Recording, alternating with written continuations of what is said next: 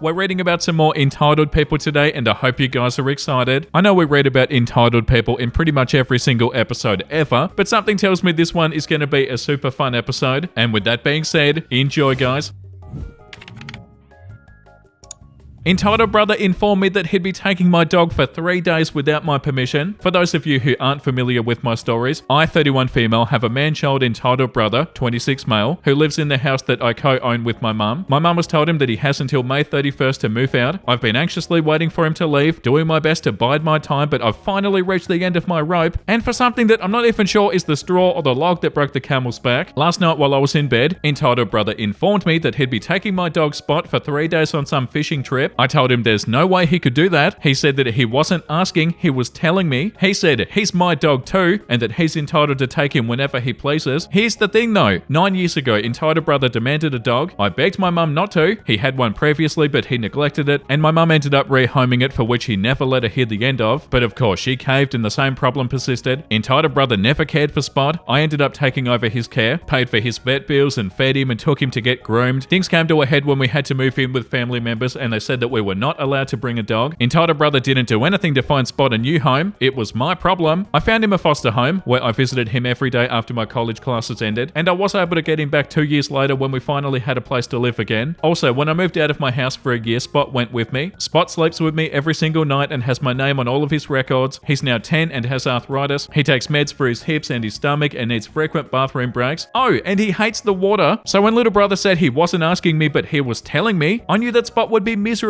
and possibly in pain that whole trip. He hadn't asked or even mentioned taking Spot before, so he is due for a refill on his pills tomorrow. Had I known, I would have gotten the refill sooner. I tried telling him that Spot needs a lot of care and he said, yeah, just give me everything he needs, and I was so irritated. You wait until the night before to tell me this? Then he said something that made my blood run cold. I could have just taken him and let you panic, but I was being nice telling you ahead of time. That did it. I don't know why, but every alarm bell went off in my head. I got my purse, I put on my slippers, I told Spot to get in the car. I drove to my fiance's house and I slept here last night. I was going to move into my fiance's house this summer, but now I'm asking myself, why the hell am I even waiting? Everybody on Reddit keeps asking me why I stay home, and right now I can't even remember any of the reasons I had before. I'm done. My mum is staying out of it right now, and I'm glad, because I genuinely don't care what she has to say. I know she doesn't want me to go, but I can't take entitled brother's power trips. He can do whatever he wants to the house, punching holes in the walls, kicking the appliances, calling the house a dump, but I draw the line at him taking my dog without my permission. That's my baby, and I'm not going to stand there while he does whatever he wants with my pet when I explicitly told him no, something that he rarely hears. P.S. I occasionally have asked brother to let Spot out for bathroom breaks, since he doesn't work until the afternoon, and his response is always, he's too busy to do that. He's given me no reason to trust him to care for my dog for even a few hours, let alone 3 days on a fishing trip. Edit, brother does not know where fiance lives, and even if he did, fiance's 2 huge German shepherds would devour him. Oh, that's so frustrating, OP. And good on you for getting out of there. That is not a place that you want to live. You've definitely made the right choice. Post number 2. It's raining and my vacation is ruined, so I shouldn't have to pay for the hotel. Recently I was staying at a hotel on the beach. There was a massive storm. They called it a rain tornado on the weather. While checking out, I witnessed the most entitled Karen possible. I was absolutely shocked. She started off sweet, asking for compensation for the bad day that they were having. The front desk gave her a free breakfast waiver for the restaurant next door. It escalated like crazy. Entitled person was screaming that her kid's vacation was ruined. What were they supposed to do if they couldn't go to the beach? That's the whole reason they were there, and now she had to tell the children they couldn't have fun. They shouldn't be paying a dime when her kids were miserable. The front desk agent handled it like an absolute champ and suggested there were board games to check out in the lobby and plenty of channels on the TV. The whole lobby was watching in shock, and one guy stepped in and several of us spoke out when entitled parents started poking the worker's badge and getting up in her face. Personally, I wasn't aware that hotels controlled the weather. Yeah, what? They shouldn't have to pay for the hotel because the weather is awful? Oh yeah, that's definitely the hotel's fault. How are people even like this? Like, where's the logic there? Oh, the weather is really bad outside, and I'm upset that I can't have the vacation at the beach that I wanted to. I'm gonna take my anger out at the hotel. Like, hey, the hotel shouldn't have to suffer because the weather is bad. Believe it or not, it isn't actually their fault. God, I love this subreddit. The next one is called I Left a Baby at Home Alone with a Toddler. I had a pretty decent summer job in high school and university. All the next year's school books and stationery would come in via pallets. The summer workforce stores would shelve them and sort them into individual orders and then send them out to satellite offices and schools. You could also pick up your order from the front office if that was easier, and this was a pretty chill job, except for the week before the first term started, when it became increasingly busy for every last-minute parent trying to pick up orders at the same time. Generally, if you went into a public-facing place, you'd try and blend in to avoid impatient people waiting in line. I made the mistake of wearing the fluoro vest with the company logo while restocking the shelves out the front, so I couldn't have stood out even more. Right then, when I heard the dreaded entitled person, EP, snarl of "Excuse me,"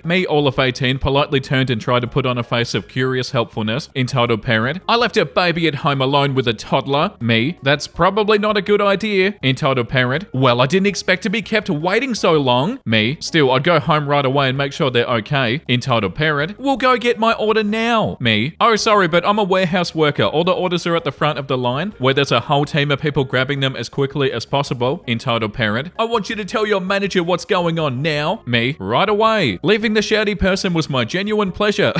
And as instructed, I went right to my manager. Me, "There's an angry customer who left a baby at home alone with a toddler." Manager, "That's probably not a good idea." Me, "Yeah, that's what I said. What do you want me to do?" Manager, "Get back to work and try not to go out there again." Wow, that's awful. They might as well have just screamed, "Hey, I'm a bad parent." That's wild. And also, this comment is wild. "I got T-boned by a woman that had a baby asleep on a pillow in the back of her car and left its twin at home asleep so she could go and get a Coke." I'm talking like a month or two old tops. Oh, that's so gross. Yeah, I didn't expect today's episode to be straight nightmare fuel. Wait, maybe I did. I forgot that's what we read every single day. But yeah, for real, CPS or somebody should have been called on that person. Post number 4. Entitled friend wants to move in with me. This happened many years ago when I lived with my parents in New York State. I had this friend who lived in another state, Florida, and told me that he was going to come to New York and if he could visit. Many of my friends had visited over the years. My parents were cool about it. This is before cell phones were popular or internet was easily available everywhere. I'd give the same instructions to all visiting friends. Go to Grand Central Station, go to the ticketing office, ask for Hudson Line, buy for this station. They'll tell you the track number, check the time, call me on a payphone when it leaves, take the train, keep an eye on the stations. They'll announce it on the speakers and I'll pick you up at the station. This friend says, "No, he can't do that. He'll get lost." I have to go pick him up. I tell him, "Dude, it's a 1-hour trip, 2 hours round." He replies that he'll have a panic attack and he'll get lost. I caved, I took the train down, meet up and I took the train back. I took him around the town, he stayed the weekend and then I dropped him off at the station. I was relieved. All he talked about was how awesome his life was in Florida. It was not as much fun to have him around as other friends, but it was over. The next day he calls me saying that he left a t-shirt in my room. I found it and I offered to mail it. He goes, "Oh, no worries, my parents are here," and offered to drive me there. "What's your address?" I tell him I'm going back to college and I won't be home during the week. He says, "No problem. All he needs is the t-shirt." All for a stinking t-shirt. Weird, but whatever. He and his parents drove over the next day. My parents told me they asked to see the house, almost like they toured it. They thought it was weird, but they had met their son, and he was weird. We think nothing of it. He calls me a couple of months later to talk serious. I was like, okay. He then says how he wants to move to New York, and his parents would only let him come if he comes to live at my parents' house. I was like, what? Why? Isn't Florida amazing? He says, "Thing is that I'm a stripper and I can make so much money in New York City." I was like, okay, but we don't live in New York City. Dude, it's 1 hour away by train. He says it's okay, he'll just commute. I tell him I'd moved out and I was living in a small studio place by school. "So sorry, but you can't move in with my parents." He kept calling me after that, but I never called him back. He eventually figured out that I ghosted him. I never heard back from him. He added me once on social media, but I unfriended him fairly quick. Wow, that's so interesting. So interesting that they feel like that's okay. Like, oh yeah, I'll come live with you and your parents. So what? I can be a stripper in New York and make a whole bunch of money, but not pay for rent or something and mooch off you and your family? Interesting and very confusing. And why were his parents okay about it? I'm assuming they weren't and he was only lying about it. Why would they say, "Oh, I'm only going to let you move if you live with your friend's parents"? Nah, surely not. But yeah, either way, the absolute audacity. Post number 5. Engagement pictures in the daffodils. One of the parks in my area has thousands of daffodils. Every year they bloom and it's so beautiful. Lots of people come from all over to take family pictures with the daffodils. Sunday, while strolling around the park, I came upon a 20-something-year-old who was upset that there were people taking pictures in the area where she wanted to take her engagement pictures. She yelled at everybody to get out because they were going to ruin her pictures. Didn't ask, didn't say, "Please, could you move for a minute or two?" Nope, yelled. There was one guy with his family who replied, "I guess this is where we're standing until the park closes," and then invited everybody else to do the same. 20-something said, "Really?" Guy said yes. 20-something walked back over to her car in tears with the rest of the family following. I guess yelling at people in a public park didn't turn out well for her. Yeah, okay, that's super entitled. I'm in a public place, but get the hell out of the way. It's all about me and my photos, okay? This is my park. Yeah, turns out that's not how that works. Yeah, the top comment. I wish this interaction would have taught her a lesson. Yeah, that's the annoying part about entitled people. They don't realize that they're in the wrong. Like, they don't know that they're entitled. And guaranteed, they're probably so upset at everybody else in this situation, not realizing how entitled they're being. And like this comment says, swift proportionate justice. Post number 6, women park so close to our car that my husband can't get out, then gets pissed off when he gestures that he can't get out. We shop at Sprouts twice a week and my chiropractor is right next door. So once a week when I go in for my adjustment, my husband typically waits in the car and does some Duolingo. Then I text or call him when I'm done, and I'm always walking up to Sprouts. When we were there yesterday, I called him and let him know that I was on my way. Then I waited for him inside the store for what was a ridiculously long time. I couldn't tell which one was our car, but I didn't even see him getting out of one and walking up through the parking lot. I couldn't figure out what the holdup was. He finally called me and said there was a woman who'd parked so close to our car that the door handles were practically touching, and she seemed completely oblivious. She sat there fiddling on her phone while he tried to get her attention. He should have just honked. I would have, but he didn't think of it. Then she finally looked over and he gestured that he couldn't open his door. She gave him a nasty look and slowly pulled out and drove away. Edit. And yeah, he was parked within both lines of the parking space, nowhere near hers. Edit number 2, he's 6'1", and we have what is for him a relatively small car with a high console between the two front seats, so it definitely could have been difficult for him to crawl out the other side. And anyway, he wasn't stuck long enough to get impatient enough to honk or open his window and bang on hers, but long enough that I would have. He was just taking a lot longer to get into the store than he normally does, and knew that I'd be wondering what was going on. And she was definitely entitled for parking the way that she did, and then for getting mad at him for communicating that she'd blocked him in. Yeah, that's so wild. Like, hey, you did this, okay? Why are you getting upset at me? That's so wild that they weren't even a little bit apologetic. I feel like in this situation, if you even did this, you'd be super apologetic and you'd get out of the way super fast. But I mean, they must have went terribly wrong for your door handles to nearly be touching. It shouldn't be like that anyway. But then for them to get upset because they blocked your husband in, that's so frustrating. This is your fault, okay? Yeah, like this comment said, should have just smashed their door a couple of times.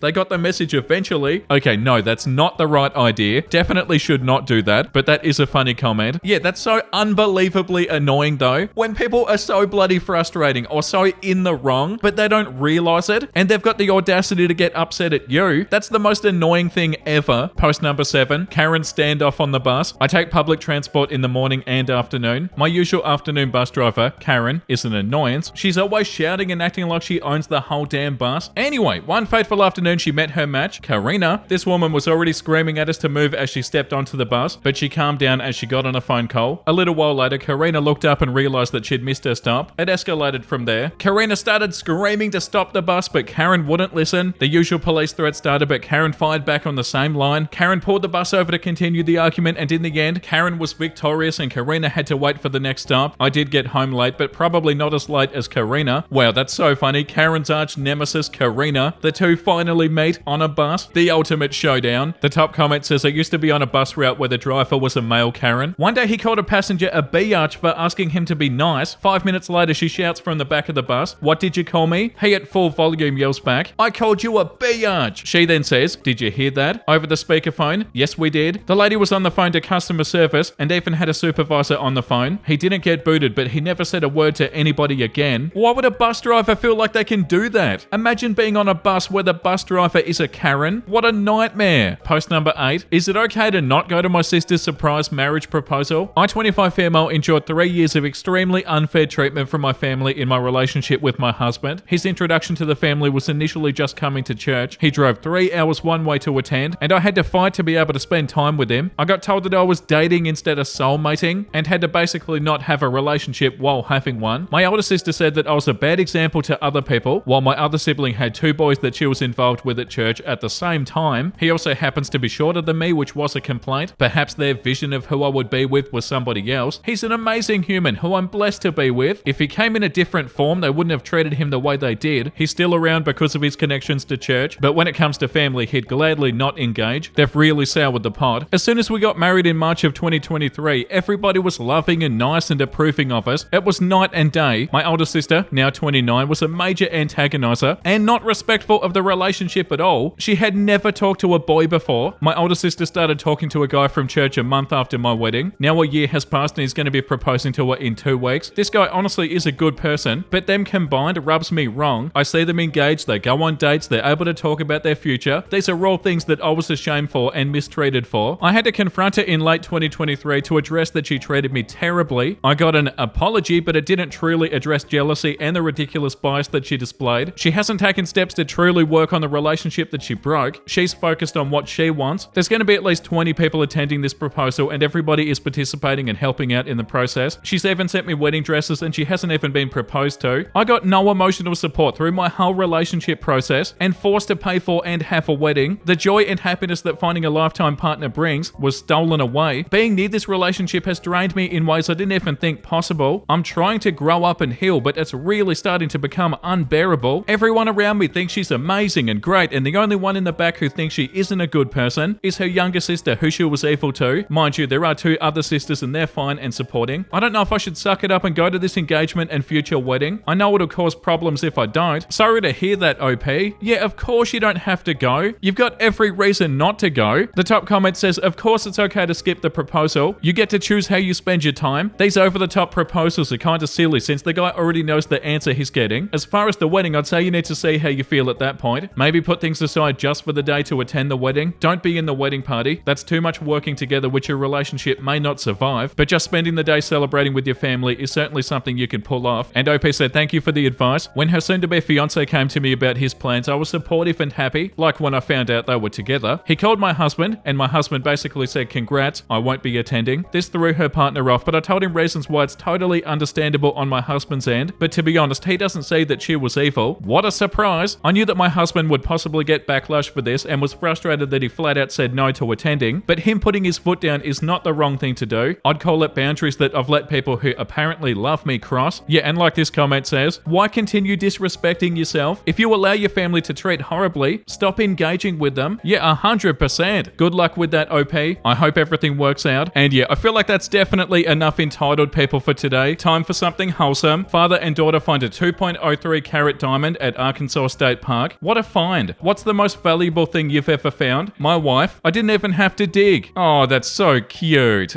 Oh, what a legend. I love my wife more than anything in the world. So cute. When your friends know they can't fix your problems, but they still do what they can to make you feel better. Yeah, that's so beautiful. Friends are the best ever. I saw a pigeon having a job interview earlier. I hope he got it. Oh no, he definitely did. Look at the confidence. The other 2 pigeons are in absolute awe. Like, oh my God, are you hearing this?